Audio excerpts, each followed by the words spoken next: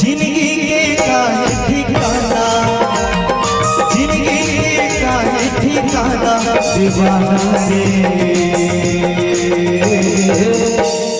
मजा ले लेना दीवाना, मजा ले लेना, मजा ले लेना दीवाना, मजा ले लेना। जिंदगी के काहे ठिकाना, जिंदगी के काहे ठिकाना दीवाना रे। मजा ले लेना दीवाना, मजा ले लेना, मजा ले लेना दीवाना, मजा ले लेना।